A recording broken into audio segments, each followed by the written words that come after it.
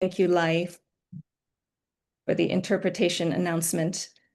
Welcome everybody for coming. We really appreciate your being here. We're not excited to see the project ending, but we're excited to meet with you today and talk about all of the accomplishments, talk about everything we've learned, and talk about next steps and also our ideas for potential extensions of the project in the future. So very happy to have you here today. So let's actually ask everyone here to introduce yourselves in the chat. I think there's not enough time for going around right now, but if everyone can just introduce themselves in the chat so we know who is here with us, and others can do this as they join later. I am going to pass to our colleague, Dr. Babafemi Oyewole, the CEO of PAFO, a very important DERPIn partner, along with Academia 2063, to give some initial opening remarks. And then we'll hear from Dr. Anya Earlbeck of GIZ and Dr. Usman Bajan of Academia 2063. But let me pass first to Dr. Oyewole. CEO, to you. Thank you. Thank you very much, Julie. Good morning, good afternoon, good evening, depending on where you are joining us for this important meeting. Distinguished guests, partners, and colleagues, on behalf of PAFO, welcome to the closeout meeting of the DERPIn project. Today, we mark the end of a project and the beginning of a stronger culture of farmer-generated evidence across Africa and collaboration among stakeholders that are part of the project implementation. DERPIn delivered 3 lasting contributions: farmer-led data systems that are light, continuous, and useful; evidence to decision pathways that inform strategy, not just dashboards; a continental learning community of focal points, member organizations in the countries that participated in the project, and the stakeholder institutions that were involved in the project. Moreover, from the outcome of the evaluation conducted with the regional and national focal points, the implementation of the project came up with the following: 1, importance of co-design and early stakeholder engagement; 2, balancing technological innovation with accessibility; 3, coordination is very critical to success; 4, capacity building must be continuous and context-specific; and 5, sustainability requires early planning for institutionalization; and 6, inclusion demands deliberate and targeted actions. So we also recognize that what remains: sustained financing, interoperability with government systems, deeper data quality, and last mile translation to insights, reach farmers via relevant communication channels, such as SMS, radio, and community channels. PAFO will take 2 steps forward: advocate for the institutionalization of the most useful DERPIn tools and strengthen partnership to scale farmer evidence into financing, climate services, and markets. We believe these are very important to improving the incomes and livelihood of our members. Today's meeting agenda will validate the closeout, confirm a sustainability plan and asset governance, and agree on a transition roadmap. The project is closing, but the mission continues. When farmers produce and use data, policies improve and livelihoods grow. With appreciation and gratitude to our partner, Academia 2063, for their technical and financial support to PAFO in the implementation of this program, the focal points from our regional and national farmers organizations that participated in coordinating the implementation in their various regions. I wish you all a successful deliberation and positive outcomes during this meeting. Thank you very much. Over to you, Julie. Thank you very much, CEO, and we greatly appreciate our partnership with PAFO. I'd like to pass now to Dr. Anya Earlbeck of GIZ. who's the funder, GIZ, the funder of the DERPIn project, and we greatly appreciate you, of course, it goes without saying. And for those who haven't heard, Dr. Erlbeck is actually on leave today, but is very committed to the project and is joining us even from vacation. So thank you for that. You are very welcome. Well, good morning, good afternoon, and good evening, everyone, wherever you are joining us from across the African continent and beyond. Today, with immense pride and optimism, I stand before you, marking the successful completion of our groundbreaking project, Digitally Enabled Resilience and Nutrition Policy Innovations, across 5 African countries of Benin, Ghana, Senegal, Uganda, and Malawi. On behalf of GIZ and the Fund for the Promotion of Innovation in Agriculture, I sincerely thank our implementing partners, Academia 2063, esteemed colleagues from the Pan-African Farmers Organizations, and the country-level partners for making this happen. In October 2020, we embarked on an ambitious journey. We envisioned a future where the power of artificial intelligence and satellite technology could directly address critical challenges in food security, nutrition, and community resilience. As we gather today in August 2025, it is clear that our shared vision has not only realized, but it has set a new benchmark for what is actually possible. From the outset, this project was a testament to innovation. We brought together cutting-edge AI methodologies with vast streams of satellite data to develop precise crop type maps and sophisticated yield forecasts. This was about providing actionable intelligence on the ground. Imagine the difference this makes. Policymakers can anticipate food supply challenges, strengthening national food security strategies with unprecedented foresight, and farmers now have earlier, more accurate insights into their harvests and enabling better planting decisions and resource allocation. But our ambition did not stop at fields and harvests. This all is deeply connected with human well-being. That is why a crucial pillar of this project focused on analyzing household-level nutrient adequacy and developing a comprehensive multidimensional vulnerability index. By looking into the realities of communities, we can now better understand who is most at risk and why, allowing for more impactful interventions. This human-centric approach is what truly distinguishes our work. Today, we are here to celebrate a joint success.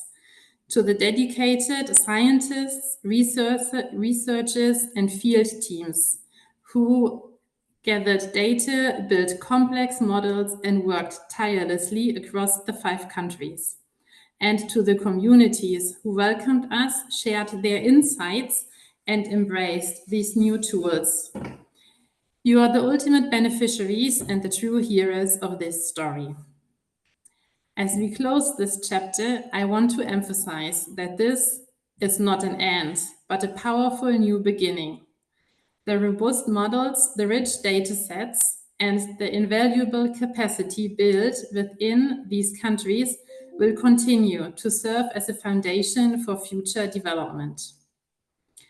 Our commitment to leveraging innovation for global impact remains stronger than ever.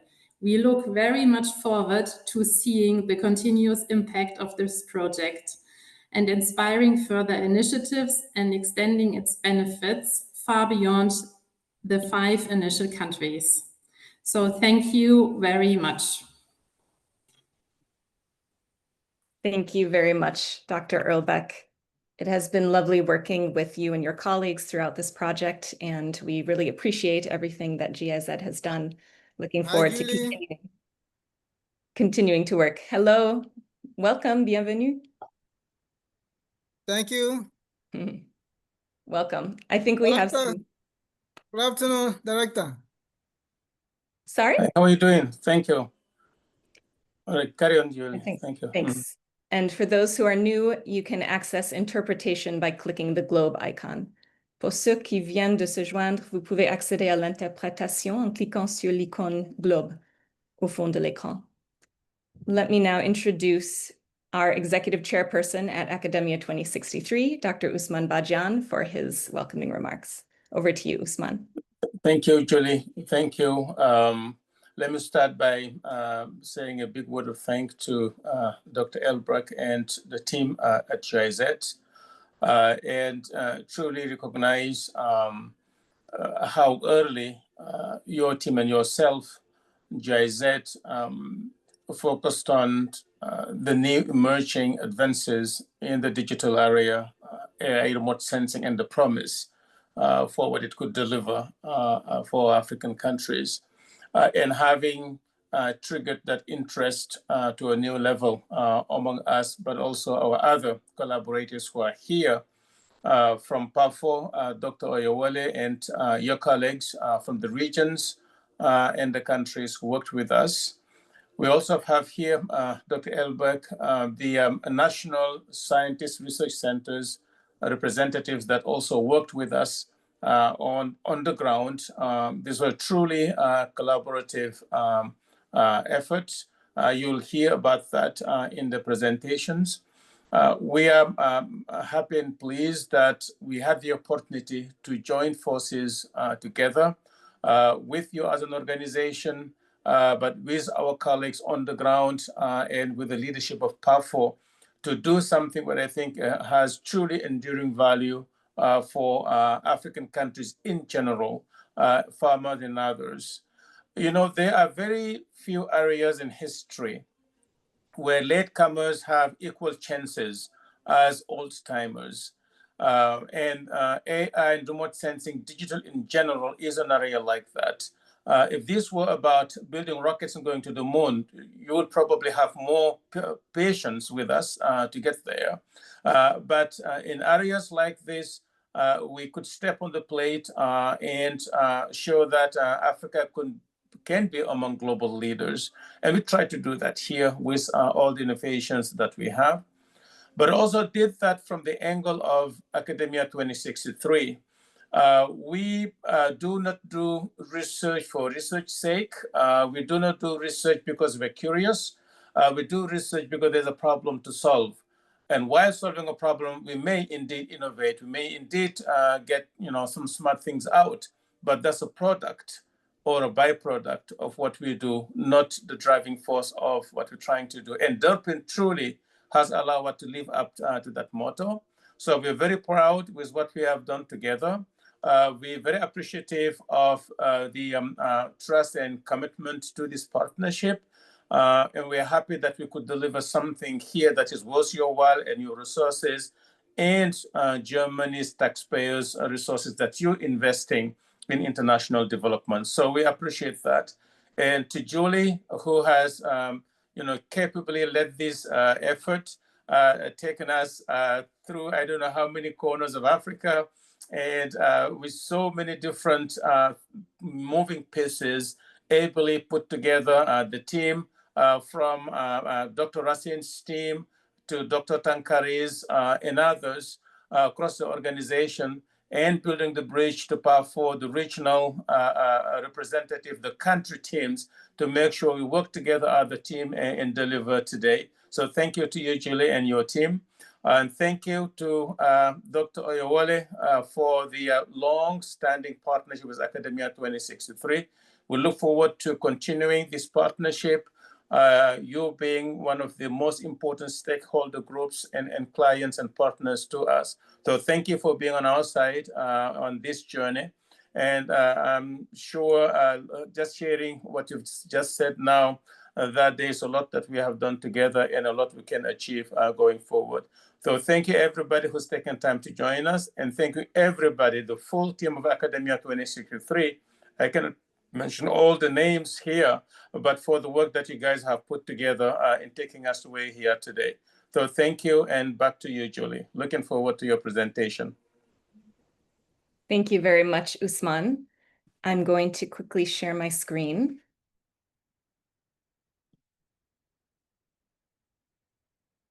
And before I start my presentation, just a very quick word about the agenda for today. I'm going to give a short presentation on what we've achieved under DERPIn and what we see as our next steps. And then my colleague Amable of PAFO is going to share some outcomes from a DERPIn evaluation workshop that PAFO carried out a few weeks ago. And some of you here participated in that workshop. So thank you very much for that. After that, we have about half an hour to discuss together. And I think the main questions that we'd like to talk about together today are, what do we see as the lessons learned from DERPIn and our work together? And what are our ideas for scaling the project? We have a few ideas of our own that I will be presenting in a few minutes, but we'd also like to hear ideas from everybody else who's here. And then we'll close this meeting. So I will, as I said, say a few words about the accomplishments and next steps under DERPIn. And again, I'm Julie Collins. I do think probably everybody here knows me, but in case anybody is new, I am the coordinator of the DERPIn project at Academia 2063. DERPIn has run for about 2.5 years. It was scheduled to end in February, but was extended through the end of August. Since we needed a little bit more time to conclude data collection and to do more of our dissemination and outreach work.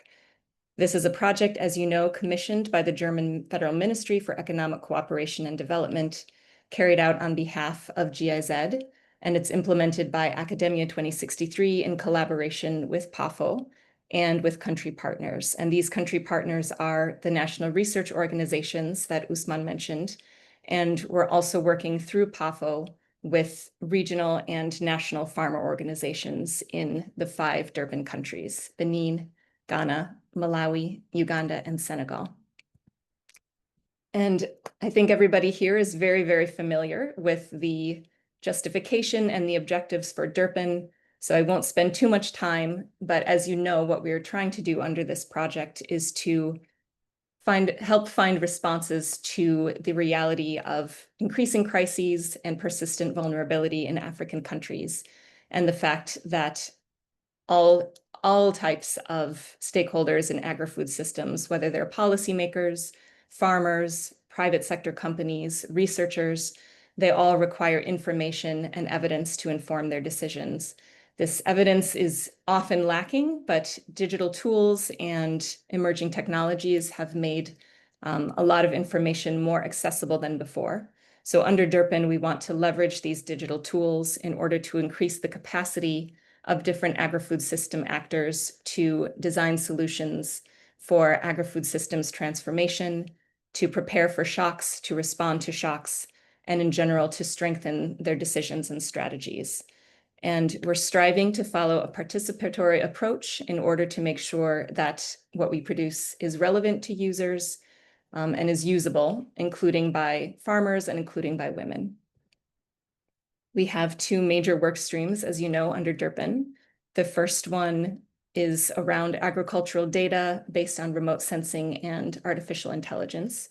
So one of our major innovations under DERPIn is to use remote sensing data combined with field data and with AI models to construct real-time crop type maps. And based on these crop type maps, they have uses of their own, and they also allow us to produce a range of other types of agricultural statistics, including crop suitability maps, yield and production forecasts, detection of climate anomalies, etc. Our other major work stream is on nutrient adequacy and community vulnerability. And here we use household survey data combined with other types of secondary data to estimate vulnerability on a number of different dimensions and to estimate nutrient adequacy for 13 different nutrients and map these at the subnational level. So all of this information and evidence that we produce is shared via online platforms, as well as other knowledge products and through different information channels, including dialogue events and learning events. So to just give a quick overview of what we've done under the first work stream on agricultural statistics, data collection was carried out starting in 2023, again in 2024 through 2025, I think some of you might recognize photos that you have shared us. The national research partners in the 5 countries led the data collection, and we very much appreciate all of your efforts. Thanks to the data collection, we were able to develop AI models that combines that field data on crop types and locations with remote sensing data in order to map what crops are being grown where at any given time in the present season and in previous seasons. So here are examples of a map showing millet and groundnut locations in Senegal during the 2024 agricultural season. And on the right, a suitability map for groundnut that was produced for Benin based on the crop mapping. We're able to look at where crops are grown, cross-reference that with different types of biogeophysical conditions, and assess where are areas where crops are not currently being grown that might be suitable. Here is an example of detailed food production forecasts for Benin and Senegal that have also been carried out under the project. And some of you have, I'm sure that a lot of you have seen the existing food crop production forecasts that Academia 2063 does under the Agua platform. These are much, much more detailed and granular. These are forecasts at the 10 by 10 meter level, which is a huge advance in granularity, thanks to the crop mapping we've been able to do under the project. Additional agricultural statistics achieved through the project include tracking methane emissions and tracking different types of biogeophysical data, including rainfall, temperature, vegetation, and others. And these are made available on the Agua platform. The second major work stream of the project is on multidimensional vulnerability and nutrient adequacy. And again, I think that all of you are familiar with this work, but this is an example for Malawi of 4 sub-indices of vulnerability that we have assessed and estimated using household survey data, and then combined to form a composite vulnerability map. Under nutrient adequacy, here is an example for Ghana. We have mapped, as I said, 13 different nutrients at the subnational level for each DERPIn country, and made these maps available on an online platform called FS Core. We also share information on the top food products that are contributing to households' nutrient intake, on nutrient intake in male-headed households versus female-headed households. And we also share information on the expected changes that we could see in nutrient adequacy given an income shock or food price shock. There's a simulation tool that we developed which allows you to see how we expect nutrient adequacy to change if income goes up or down, or if food prices go up or down. And we think this tool could be very useful for decision makers to anticipate what are the potential impacts of a shock. For example, we had huge increases in food prices following the onset of the Russia-Ukraine war.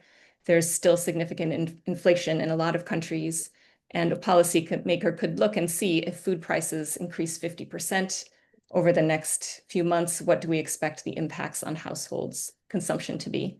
And if we, as the government, were to introduce a subsidy on a specific food, what do we expect the effects of that subsidy to be? So we've included these simulation tools as a chance to help anticipate impacts and also the effects of responses to shocks.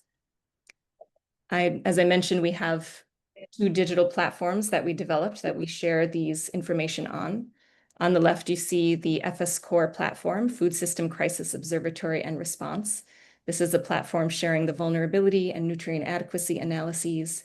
And on the right, the Africa Agriculture Watch, or AGWA platform, which shares the agricultural statistics. And as you know, we have a continental AGWA platform in Academia 2063, but through DERPIn, we have been able to develop country-specific AGWA platforms for each DERPIn country with a much richer information. Through both of these work streams, we have done our best to implement the DERPIn gender strategy, which recognizes that women face disproportionate challenges in accessing resources and information in the agricultural sector and beyond, and we strive to make sure that, one, this project is helping to inform gender-sensitive decisions and policies. and two, that all of our information and produced through the project are accessible to women as well as men. And so the data collection that we mentioned earlier focused on crop types and locations, but with the help of our gender consultant, Emily, we added some socioeconomic questions to that data collection, and we're able to get some information on the differing needs and experiences of women and men farmers. And this has confirmed that women farmers do have lower access to digital technology, that they often prefer to receive information from other channels, for example, through face-to-face meetings, through radio, through conversations with other farmers.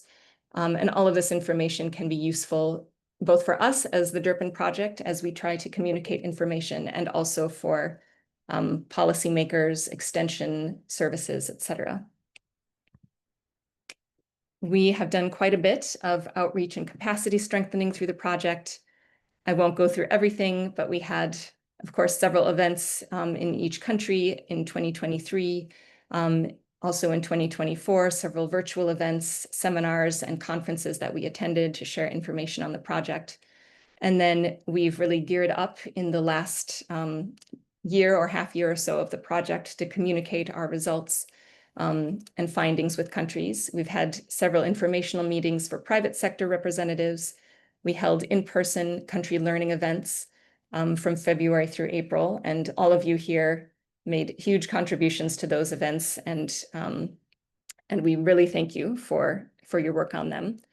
We had a virtual continental policy dialogue in July, and then this month we have just concluded a set of training sessions for farmers in each of the DERPIn countries. And many, many thanks again to those of you who are here for all of your work in organizing those and rolling those out. We just concluded the Ghana farmer training session yesterday, and it went quite well. PAFO also has carried out an evaluation workshop, as I mentioned a few weeks ago, which Emab will share more information on. And ROPA, the West African Network of Farmer Organizations, is also carrying out at the end of this week an additional online workshop. So we're very, very busy right up until the end of the project. Just a few words on some of these events. The country learning events that we carried out, these were done in collaboration with PAFO, with the regional farmer organizations, and then of course with the national research partners and the national farmer organizations. And we had over 300 participants total across the 5 countries. There were really great discussions, a lot of interest in the project and in the tools and evidence that we're producing. And we had a lot of good ideas from these country learning events that participants suggested on additional areas of analysis that we could consider in the future. And I'll be mentioning those a little bit later. The farmer training sessions for producers that we had this month had over 600 participants across the 5 countries, and again demonstrated that there's quite a lot of appetite for information on the part of farmers too. Some have access to digital tools, some have lower access, but all have an interest and appetite for information. There also we got suggestions on additional areas of analysis and on other information channels that can be used to communicate information to farmers, such as radio, such as television, information provided in local languages, information provided through collaborations with extension services, et cetera. So we thank you again for all of your work in organizing these events with us. We also just concluded a DERPIn data challenge this month. This was an idea, I think, from Usman and also from some of our advisors. We had some very talented advisors who gave us suggestions and ideas on ways to help information reach our users in the way we intended. So we organized a week-long data challenge, which just wrapped up yesterday, where participants from Africa, so data scientists and developers from Africa, were invited to either design a model or design communication products or applications and tools to help communicate the DERPIn evidence and data. So 33 projects were submitted through the data challenge. They had quite good quality. Prizes were awarded to the top 10. And now we as the DERPIn team will look at how we can incorporate some of the ideas from participants into our platforms and our communication channels.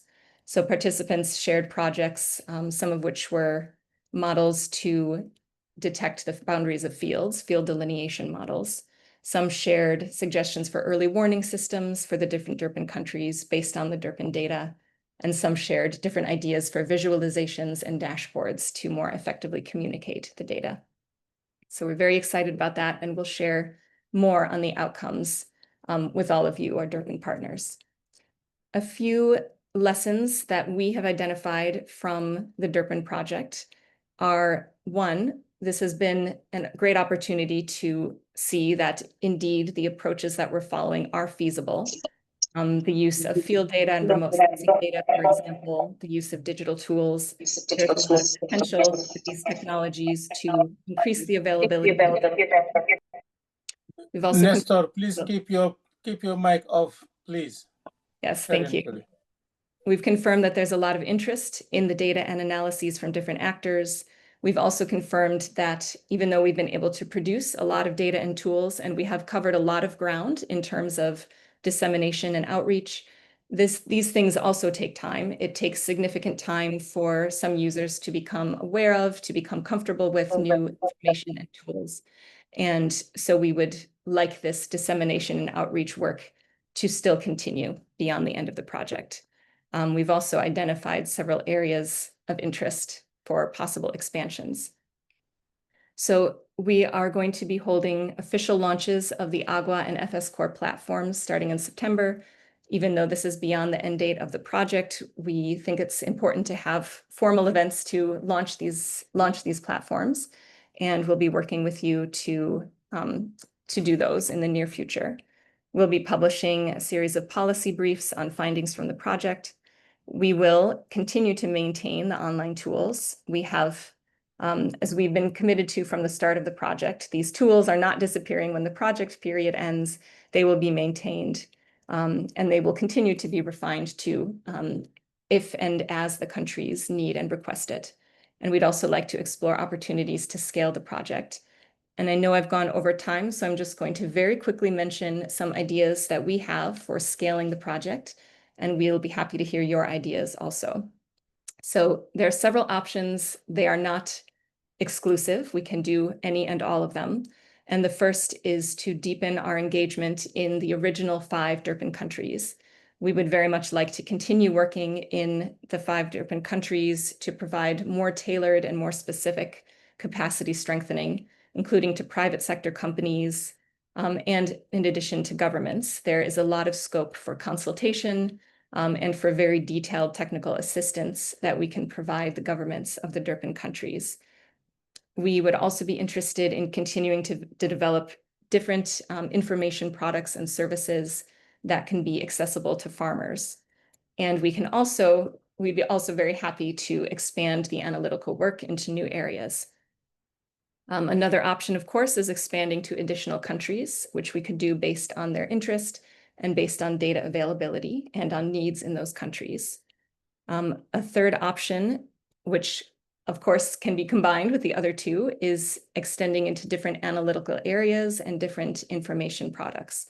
So there are many, many other applications of the general approach that we followed in combining remote sensing data with field data and with AI modeling. And a lot of these ideas were given to us by our partners, by participants in the country events, by GIZ, and by other partners of the project. So some of these areas include estimating crop nutrient content, assessing pasture conditions for livestock, assessing soil characteristics, and others. So we'd be very happy to explore those opportunities, and there's definitely need for them. A related area is forecasting pest and crop disease outbreaks. This could also involve remote sensing data, as well as bringing in other data sources and collaboration with other partners. This is another area that participants, especially farmers, have identified as important. We would also love to look at nutrient adequacy, not only at the consumption level, but at the production level. We'd be interested in doing more with price and market data and analysis. This could be an area where we collaborate with partners and add value to data through analyses and communicate through digital or other tools. We also would be interested in exploring how we can apply the tracking of greenhouse gas emissions to carbon markets and climate finance, and helping farmers to access those resources. Also, we'd like to explore the potential for other types of data, like farmer-provided data, and see what we could do with that.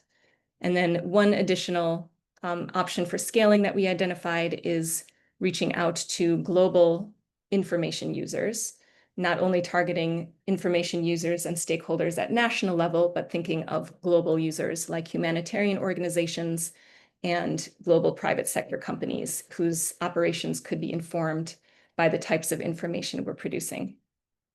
A huge thank you to all of our DERPIn partners. We are very, very proud of everything that we've accomplished together, and I'm very impressed with the quality of work of all of our partners. So thank you very much. And I'm going to end here. And I think our next agenda item is to hear from Emab of PAFO, who will share some outcomes of the workshop held by PAFO 2 weeks ago. And after that, we would like to hear from all of you and all of your thoughts. Thank you. Thank you very much, Julie, for giving me the floor. Thank you, Dr. Osman, academia team, GIZ, and all who have made their efforts to participate in today's session. It's very, very important session, I think, for all of us. I will just take you through some of the outcomes, evaluation outcomes we had a couple of weeks ago in Kigali, as it has been introduced by Julie. I would like to start, I will just talk on these 3 main points. But before going deeper, we conducted this evaluation because we wanted just to know what are the perceptions of the farm organizations at regional levels and national levels, as far as some other key stakeholders is concerned. I want to just make sure that how they have been perceiving the project. I will not just go into details. We all know that academia, through the funds of GIZ, has collaborated with PAFO. We're mainly looking at the participation of PAFO and its members to ensure digital tools. Yes. Can you see my screen before I continue? Can you see my screen? Yes, Emab, we see it. It's clear. Oh, actually, for me, it just disappeared now. Oh, okay. Maybe it's coming back. It was all okay for, yes, now we're seeing you now, Emma. Please carry on. Okay, all right. Yeah, I was just saying, we all know that the academia, with the funds of GIZ, has been collaborating with PAFO on the participation engagement of PAFO and members, especially on the digital products to be developed and to be used. I will not just go back to the background. I think it has been well described by Julie. Just quickly, we know that the project has been implemented in 5 countries. Yes, it's true. It has been highlighted in the opening remarks, and Julie as well. But we need to remind ourselves that in the Eastern African, PAFO collaborated with one of its members, which is the East African Farmers Federation, mainly with the Ugandan National Farm Organization, which is NAC. And in Europa, we collaborated with the FONG in Ghana, Sensei in Senegal, and Pinopa in Benin, and in Sakao, southern parts of Africa, with FOM in Malawi. And some of the deliverables, of course, have been implemented by farm organizations, while others have been put in place by research institutions. Now, straightforward to the point, we organized an evaluation workshop in Kigali between 14th and 15th August. And you can see the list of participants. Some of them participated in person. Others could not make it in person, but they tried to join online. 2, including Dieudonné from ROPA and Modesta from FOM, they're the only ones who joined online. others have made it to come in person. And thanks for the focal points, regional, national, and academia who supported this training, especially also the consultant, the independent consultant. Now, the main agenda of the evaluation was to assess the effectiveness of the DERPIn project in strengthening farmers' resilience through digital tools and policy innovations in the implementing countries. You can just see a few of the pictures of the workshop. It was very useful and very successful.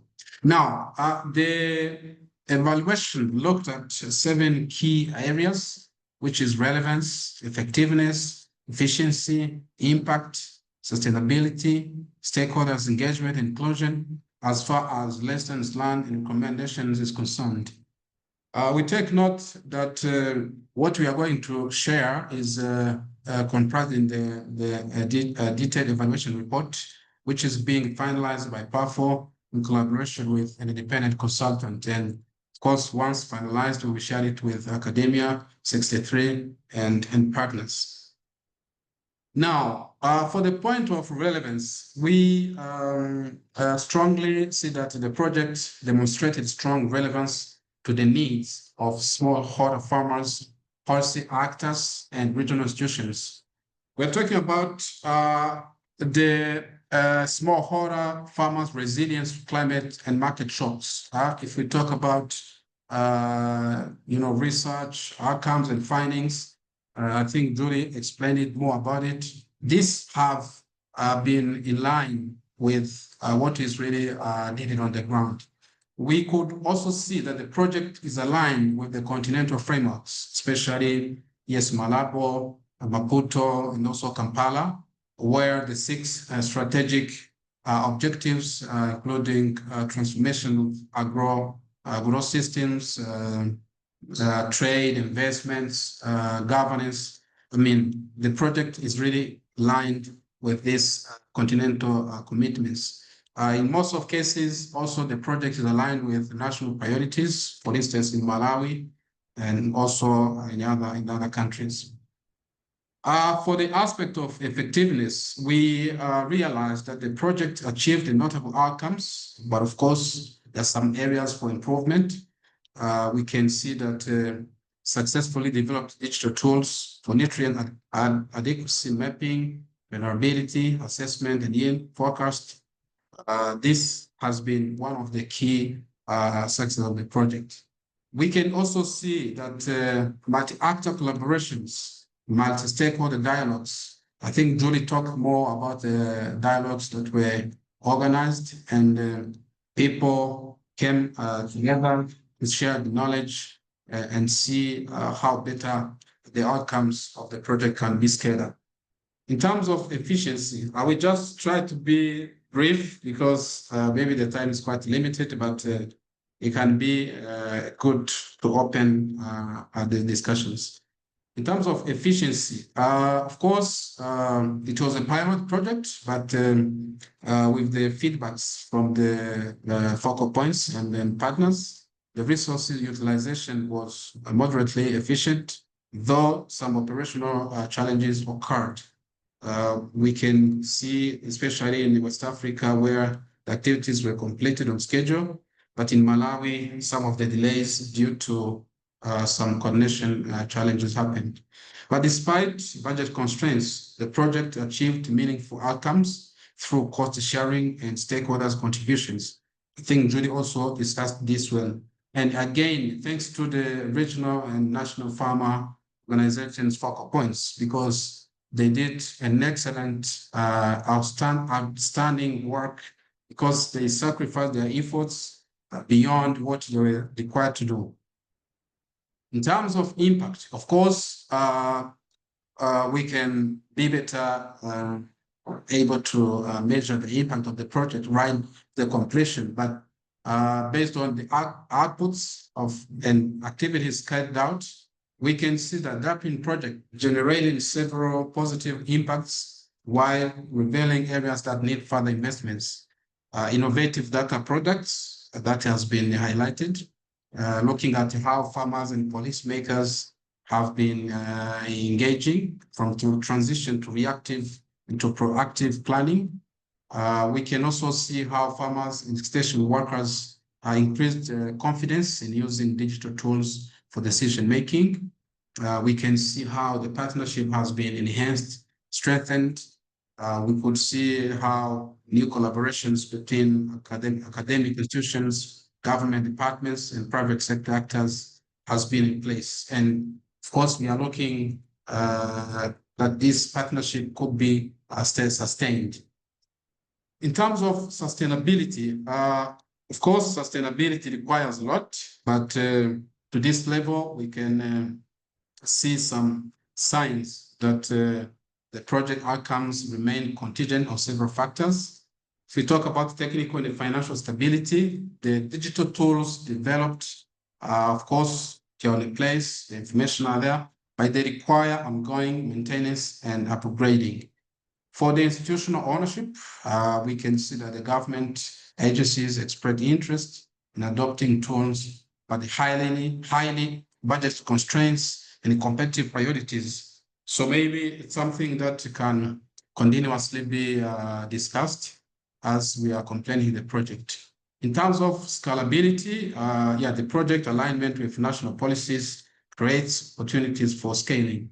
I think in all 5 countries, the country priorities are embedded in governmental strategic plans or strategic ministerial plans. I think they're all looking at innovation, nutrition, because we're talking about agriculture, we're talking about food security, we're talking about food safety, we're talking about sustainable development, and the 2 components are innovation and nutrition and other factors are key. In terms of stakeholders engagement, the project made a lot of progress on inclusion, but faced operational constraints. In terms of representation, it's true that women and youth were fully engaged, but still some gaps on including and engaging disabilities or people with disabilities is not really well captured. It's maybe something that we can see. In terms of feedback mechanisms, yes, learning events that happened across the 5 regions, countries, and digital platforms enabled stakeholders' feedback. But still, there is a need for more structured and periodic feedback loops during the implementation. Maybe if we need to scale up this project, we can see how better the feedback mechanisms can be strengthened. In terms of participation in decision-making, we could see that critical stakeholders, stakeholders were engaged, public, private actors in the implementation. But in the future, maybe we should adopt a more co-designed approaches to enhance ownership and relevancy. The last aspect was on the lessons learned and recommendations. I think some of these lessons were highlighted by the CEO all along the opening remarks, but very quickly, we can see the importance of co-design at area stakeholders engagement. It has been the case, but maybe it's something that should be enhanced more so that research institutions, farm organizations, and the other actors around, especially public institutions and private entities, can gather together at the planning stage to further see the gaps, the needs, and co-create the activities that should respond to those needs. The balancing technological innovations with accessibility, yes, in some countries, of course, due to developmental challenges, accessing these tools, these technologies is quite not easy, given the fact that internet sometimes or other factors are a bit limited. Yes, coordination has been good, has been really good, but it's maybe something we can improve further in the next steps.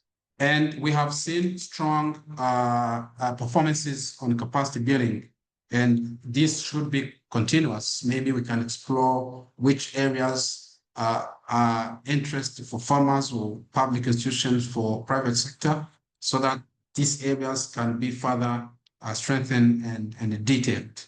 In terms of sustainability, yes, it requires early planning for institutionalization, it's true, but we can also look at different aspects for sustainability. We can see how the public institutions can own better the project findings. Maybe with these kind of platforms, how can they generate continuously benefits to not only public institutions for further socioeconomic plannings, but also for other cross-cutting plannings. In terms of including demands, I think it's also something that we can see as a lesson. Now, the evaluation discussed on recommendations, some looking for PAFO. Maybe I will not just go one by one, but we know internally PAFO members, farm organizations, we need to use, these findings just to make sure that we are advocating for, what is needed. If we're talking about the findings from the research, we can use the data, we can strongly be able to advocate successfully. And I think we can also try to formalize partnerships and coordination mechanisms better from continental, regional to national and to local levels.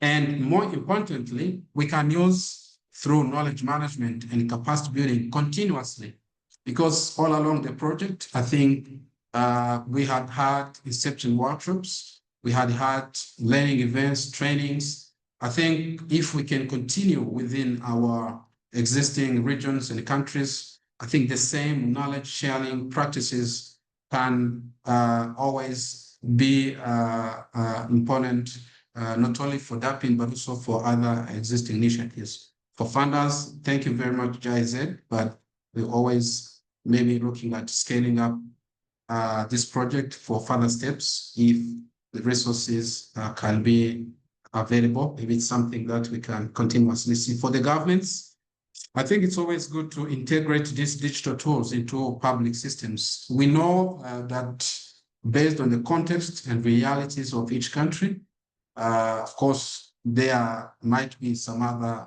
similar initiatives, but maybe we can see how DERPIn tools can be aligned or can be synergized with those initiatives. And for implementers, it's always good to improve inclusion, adopt a user-centered design approach, and more importantly, strengthen communication and feedback loops. As I conclude, allow me, once again, also acknowledge GIZ for the financial support and Academia 63 for the technical support all along the project implementation. Thank you very much for everything you did.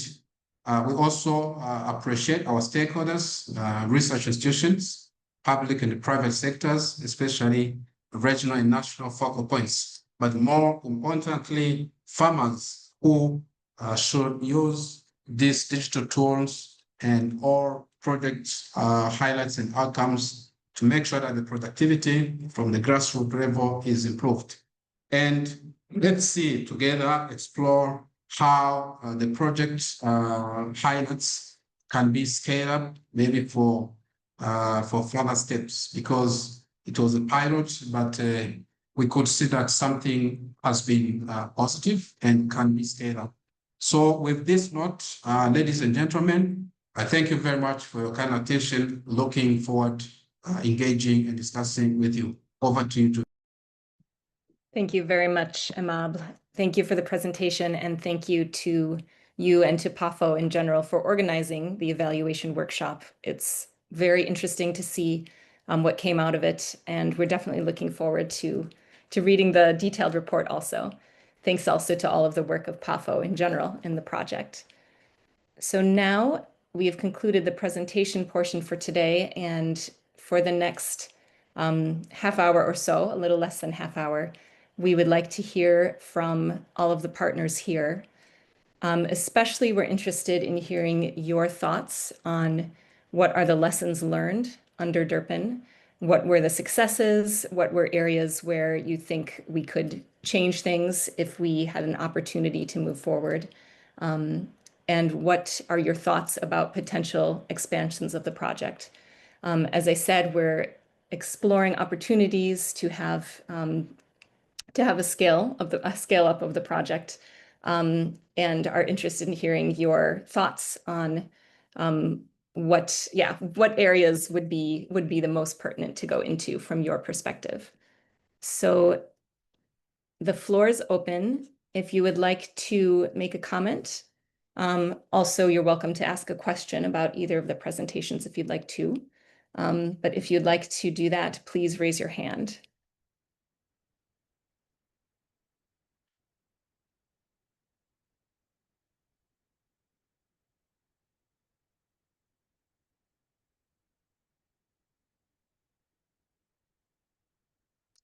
If anybody who has suggestions on what are potential areas for, okay, I see a hand from Dieudonné. Dieudonné is the focal point of ROPA, the West African Network of Farmer Organizations. Dieudonné, go ahead, you have the floor. Thank you. Ok, merci beaucoup, Julie. Merci beaucoup à tous. Et nous, au niveau d'Europa, nous adhérons à ce que Aimable a présenté, la PAFO, parce que c'est la maison mère. Mais nous tenons vraiment à saluer, je vais dire, la complicité. Nous allons parler de complicité de Academia 2063, parce que cette complicité vraiment nous a permis aussi de nous plonger, on va dire ainsi, dans le monde de la recherche, dans la mesure où les plateformes numériques que Academia a eu à développer nous a permis vraiment, nous aussi, d'aller tout le temps chercher pour comprendre comment nous, les techniciens des plateformes, peuvent interpréter ces résultats pour les mettre à la disposition des petits producteurs. Cela m'amène à aller dans le sens, quand on aborde toujours la question utilisation par les petits producteurs. Ça reste vraiment le défi actuellement sur lequel nous sommes en train de réfléchir. Vous savez, quand on regarde un peu les cartes, c'est pas aussi évident pour un petit producteur de comprendre le contenu et comment est-ce que il peut l'exploiter vraiment pour se projeter dans une prévision. Et pour nous, le défi à l'heure actuelle, c'est vraiment, comme on l'a dit, hein, l'un des aspects, l'un des points du projet, c'est comment utiliser les plateformes numériques, les innovations dans le cadre de ce projet pour aller dans le plaidoyer. Le plaidoyer suppose bien sûr que ces résultats qui sont des résultats, des évidences scientifiques très bien connues et acceptées vont nous aider dans le plaidoyer. Et comme vous le savez, nous sommes je vais dire, nous sommes actuellement dans le processus de renouvellement de l'ECOA. Voilà, c'est très important pour nous aussi de voir comment on peut utiliser ces résultats de la recherche-là pour faire des propositions dans le cadre de ce qui est fait. Bien sûr, on l'a utilisé, hein, on l'a utilisé d'une manière ou d'une autre quand on était à Abidjan pour l'élaboration de l'ECOA. On l'a utilisé d'une manière ou d'une autre. Et dans le cadre d'autres projets aussi, on l'utilise pour les informations agroclimatiques. Mais pour moi, le défi majeur, c'est comment est-ce qu'on doit renforcer les capacités des accompagnateurs de ces producteurs-là à mieux maîtriser en fait le contenu de ces produits de la recherche. Ça, c'est un gros défi. Et notre souhait, l'Europe a été impliquée à travers donc 3 pays, le Bénin, le Ghana et bien sûr le Sénégal. Et nous sommes en train d'écrire bien sûr d'autres projets où en fait nous pouvons utiliser en fait donc les résultats de DERPIn pour faire tâche d'huile dans d'autres pays. Mais nous pensons qu'une autre phase du DERPIN qui prend beaucoup plus d'autres pays dans la région pourrait en fait donc créer une valeur ajoutée dans le processus de plaidoyer, dans la production des connaissances au profit des producteurs, des petits producteurs. C'est ce que je peux dire pour le moment. À vous. Et merci vraiment et félicitations. Merci, Dieudonné. Thank you very much, Dieudonné, for your comments as well as for your work on the project, of course, and for the work that you're still doing this week. Dieudonné mentioned so several challenges and several benefits of the project. Challenges including making. You're muted. Can you hear me? Can others hear me? Yes, Yes, you are clear. Great, thank you. Yeah, thank you. Sorry about that. Yeah, thank you very much, Dieudonné, for your comments. And I agree. I think on our side too, Still, I think maybe one user can't hear. I'm not sure who it is. Maybe it's on the user speakers because on this everybody side. else hears you. Yeah, okay. So thank you, Dieudonné, and we agree that smallholder farmers, both access to the information and also ability to absorb, understand, and use the information is a challenge. The maps that are produced are not necessarily easy to understand without a lot of prior experience at it. In the producer training that we did, we had a session on map literacy, which I think was very well received and interesting to users. But there's a lot that needs to be done in terms of helping to really communicate and really popularize the results. And I know that one thing that we've been discussing at the different events is working with extension services to help incorporate DERPIn data and information and these digital platforms into the sources of information for extension messages. So that's something that we would definitely love to pursue. In general, our hope for this project is that everything we use will be taken up by other users in the countries who will put it to their own purposes. And one example is what you mentioned, Dieudonné, is using the DERPIn results in ROPA's other projects and also in your advocacy as ECOWAP, the West African Agricultural Investment Program, is renewed. So we're very happy to hear that, and very happy also to serve as resources to inform your use of the DERPIn data and information. So thank you very much. I see a hand from Sadik. Sadik is from the University of Development Studies in Ghana. Over to you, Sadik. Okay. Thank you. Good afternoon from Ghana to everyone. I thank academia for the opportunity and Director Dr. Osman.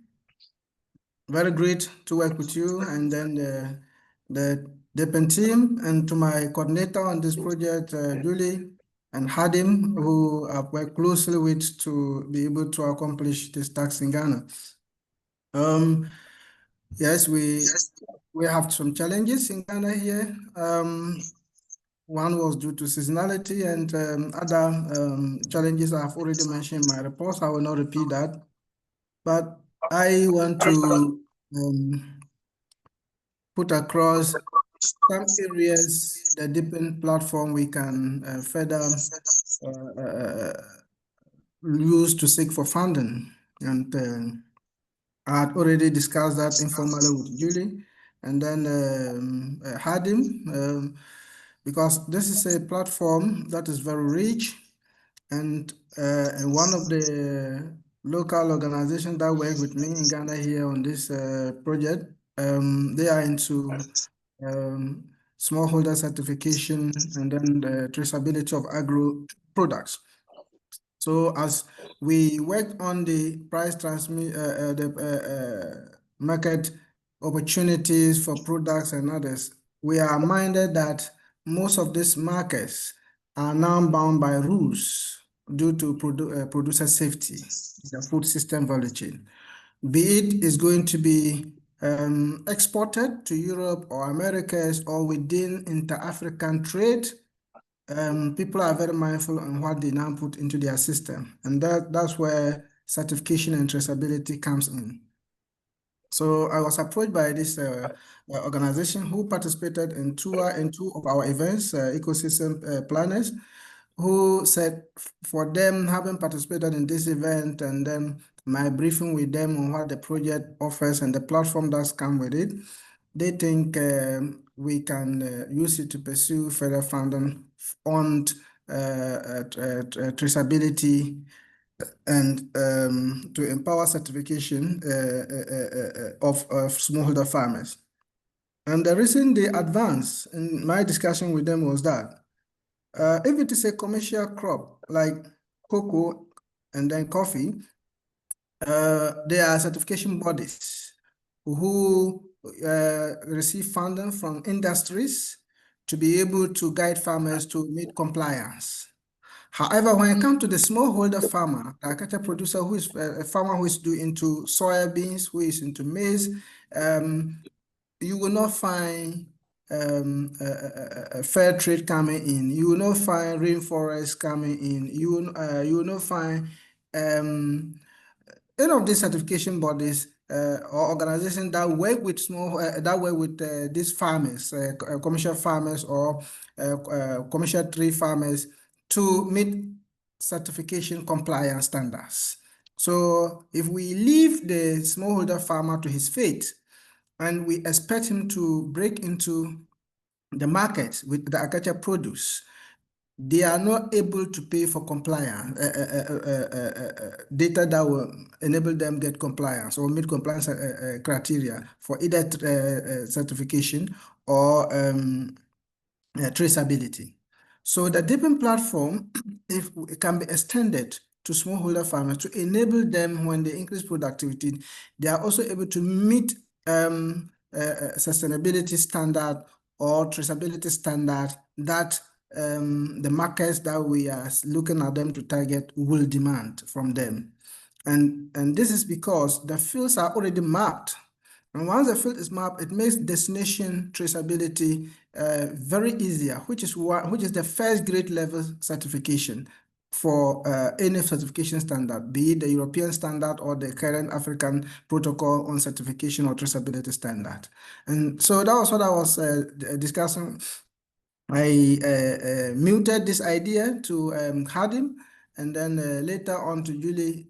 And then I think I booked some schedule twice with Osman to discuss some ideas later, but we missed each other calls and then we couldn't discuss that. But I'm still to meet with Osman on certain other things. But for the purpose of this platform, I'm putting this across. And this was the idea I was looking at. And I think the German government still have other funding sources that is based on technology and others. And then if we can leverage on that, we can get extension, even if it means taking additional data or now redesigning the another product or taking some additional data. But this platform on our assessment has that capability to do that. And that's what I just want to put across. Thank you. Thank you very much, Sadiq. That's very, very appreciated. We're definitely interested in discussing this idea further with you. And it is a wonderful example of the variety of different uses that these data and information can be put to. I think there's a lot of ideas. This idea is a great one, and we're also interested in exploring other ideas too that our partners will have. So definitely we'll follow up with you, Sadiq. Also interested in, as I mentioned earlier too, looking at opportunities to use the DERPIn data and information to help farmers also access carbon markets and climate finance. This could be another area where the project could really benefit farmers in very concrete ways. Do we have some additional suggestions, comments, questions, or thoughts? Again, we're interested in your thoughts about lessons learned under the project. What are your takeaways from your experiences, and also your suggestions for potential scaling? I see a hand up from Emily. Emily Akoth Okongo is a consultant who worked with Academia 2063 as our gender expert. And a lot of you here met her at the country learning events where she delivered some excellent training on gender issues for the participants. So thank you, Emily. The floor is yours. Thank you very much. Hello, everyone. I just want to share my experience with DERPIn. As we've been told, I was supporting the team with the gender expertise. I just want to start with learning events were quite great.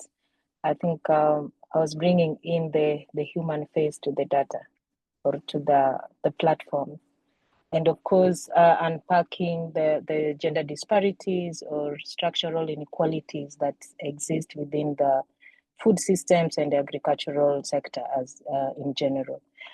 So maybe moving forward, one of the key things looking at the data that was collected from the 5 countries, preliminary, some of course we've already done the analysis. One is on the disparity is very clear, even when we are reaching out to inclusion of women farmers was very low. Some countries had even like less than 7% being represented, female farmers being represented in the data collection. So that just tells you that there is a lot of visibility and exclusion of women is very high. So moving forward, probably looking at how do we scale in terms of reaching more women, female farmers, and also having more female farmers being included in such in any interventions that actually when you're targeting the food systems and the farmers.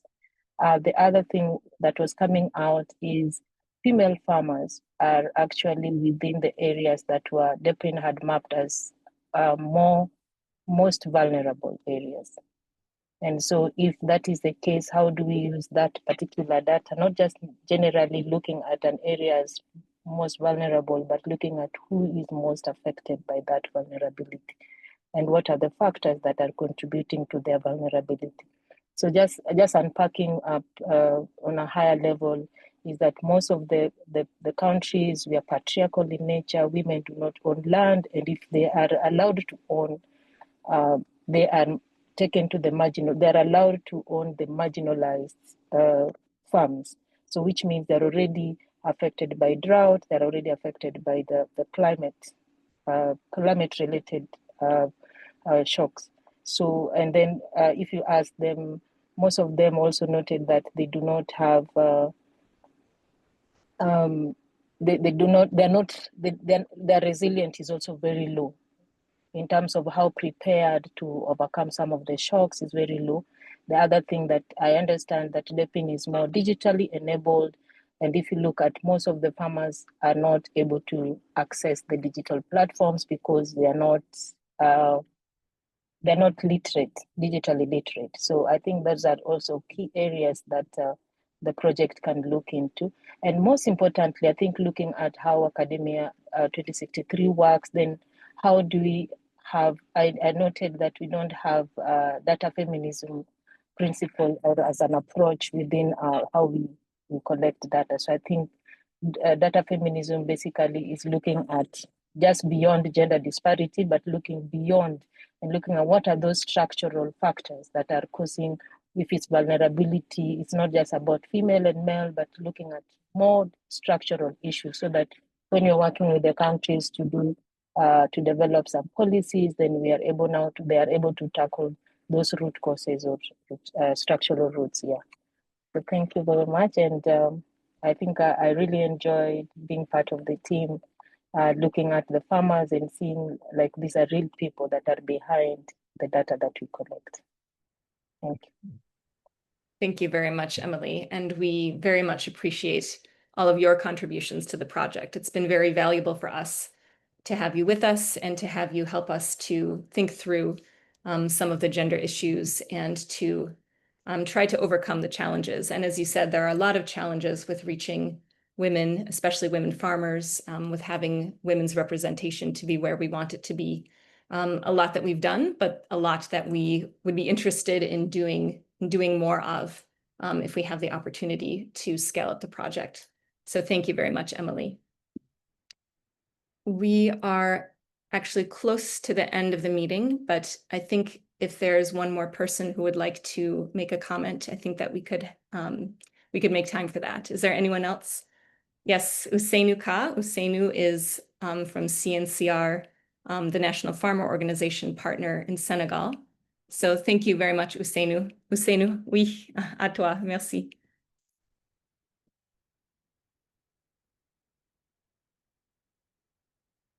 You're muted, Ousseynou.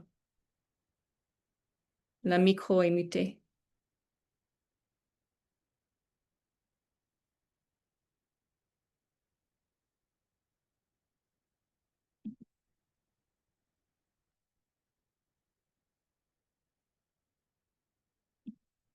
Ousseynou, tu peux ouvrir la micro?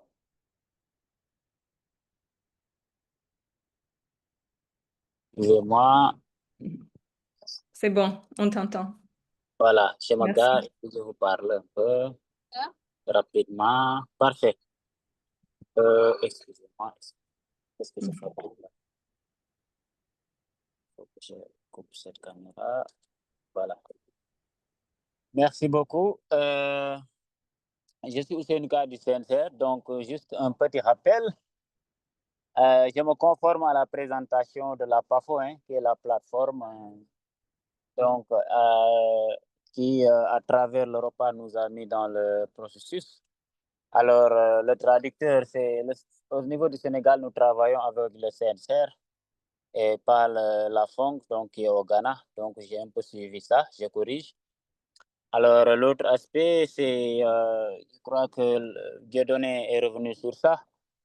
Nous, les producteurs, donc, effectivement, l'agriculture est une science, mais beaucoup ne savent pas ça encore. Et on est maintenant confronté, ou bien on est dans l'obligation maintenant de devoir faire avec la science. Et ne serait-ce que pour l'utilisation d'informations climatiques en agriculture.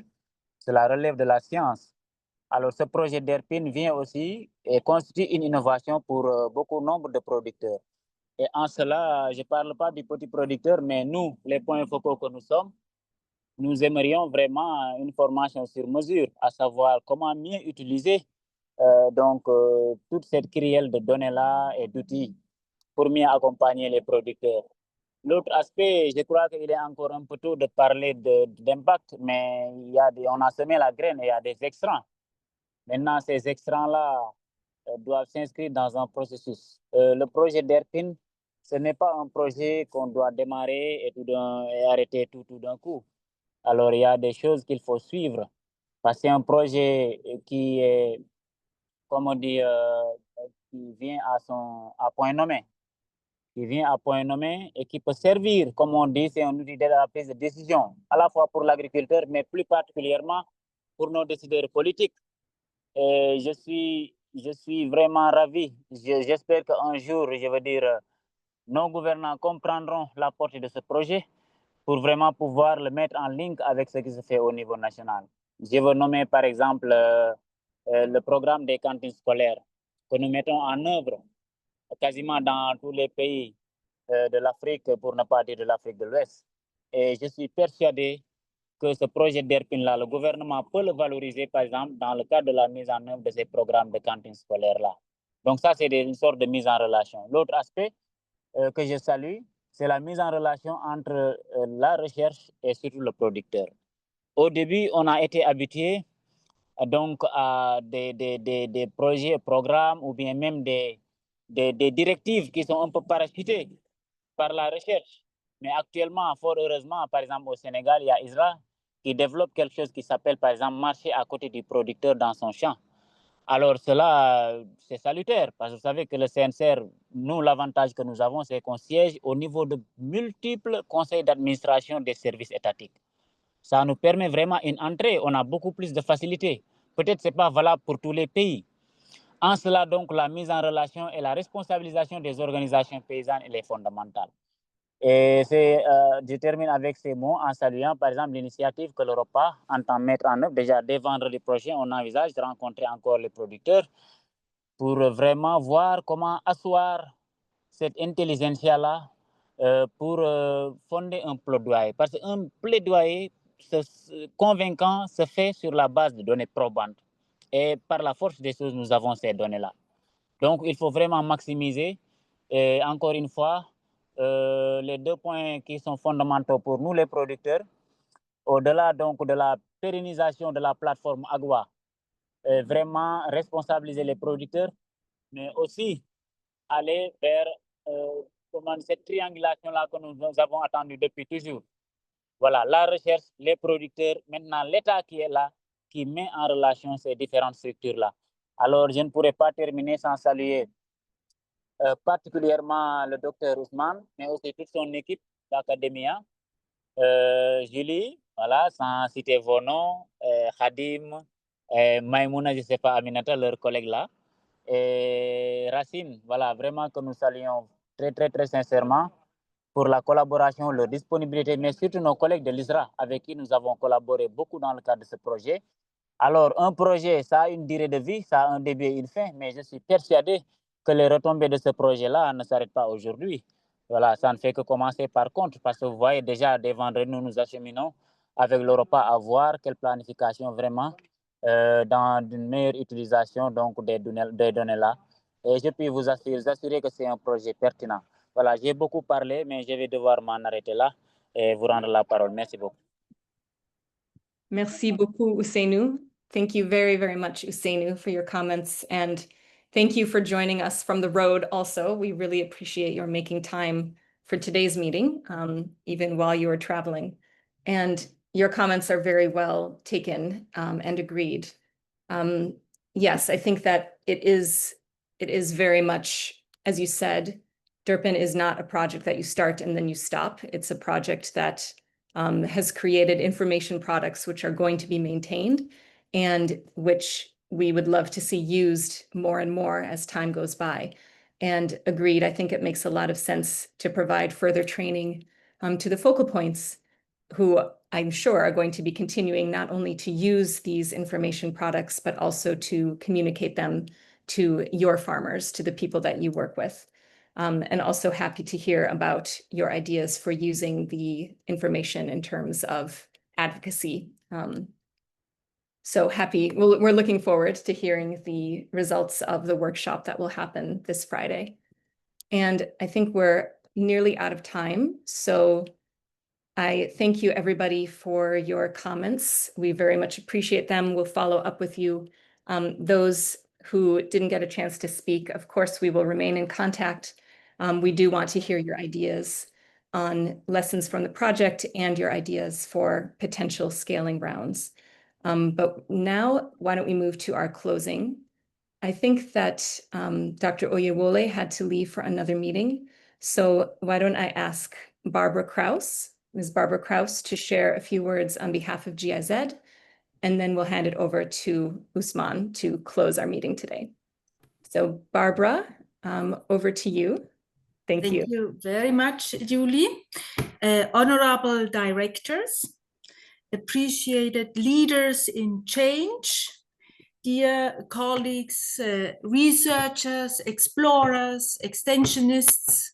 By the way, I began my career as an extension worker producing silkworms in Colombia. So this is very much to my heart what you have accomplished.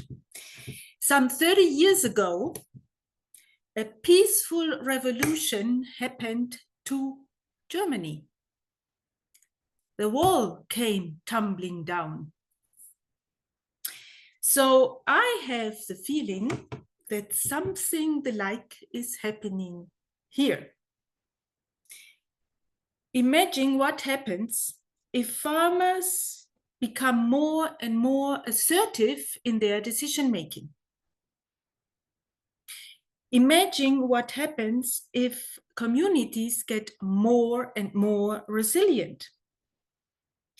What happens to higher levels of decision-making in your countries? what happens to upper lawyers of society. Those upper lawyers and that decision levels, reaching policy levels, will be challenged to catch up. And suddenly this slogan of the Agenda 2030, leave no one behind, becomes a new meaning.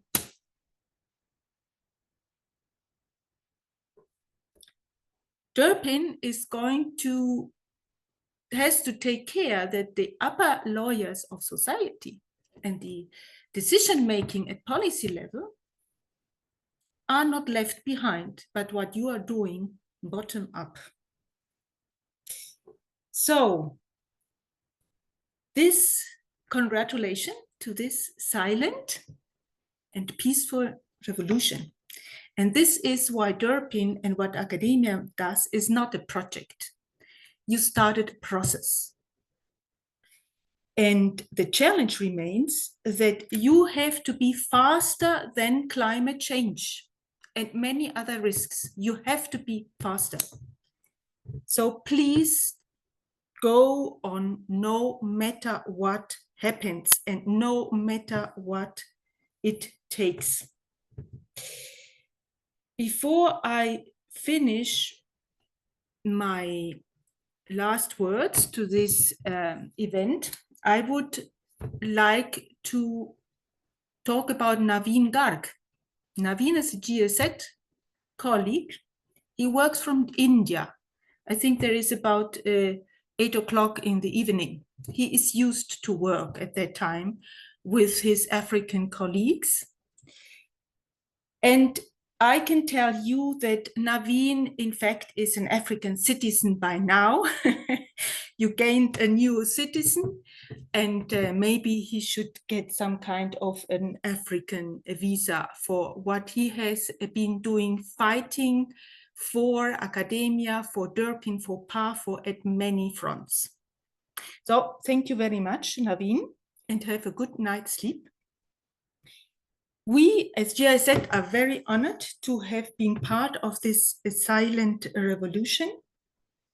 And we will keep DERPIn on the radar. We have already developed a scaling strategy, and we will keep on that path because we think this has to be accessible to many, many more people, not only around Africa, but at the other continents of this world.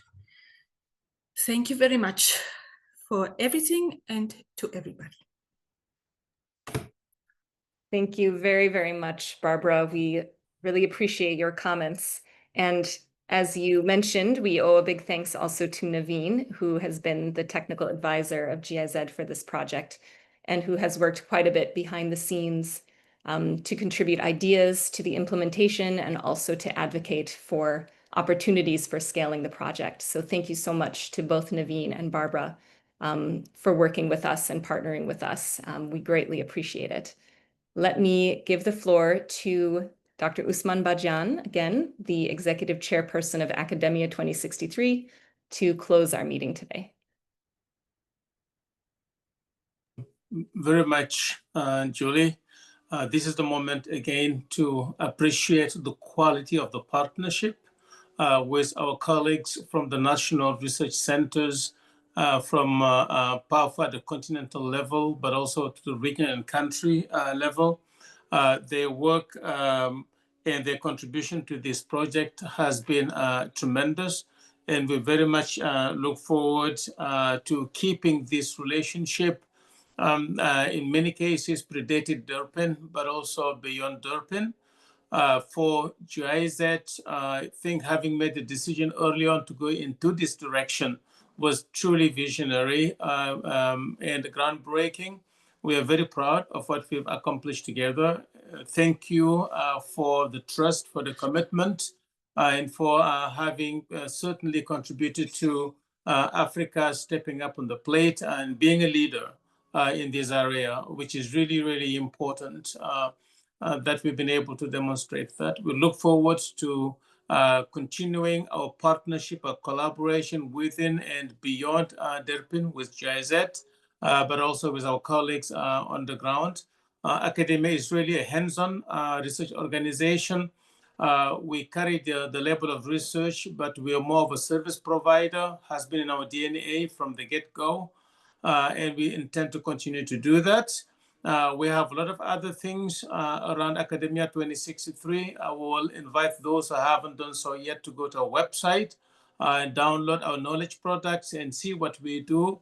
And we have our hands stretched up, down, left, right, in a circle, so that we can work together with anybody who can contribute to making just 1 inch of progress across the continent and through that globally. So thank you for all of you for your time. Julie, I cannot say thank you enough for stepping up and taking over this leadership and taking us to where we are.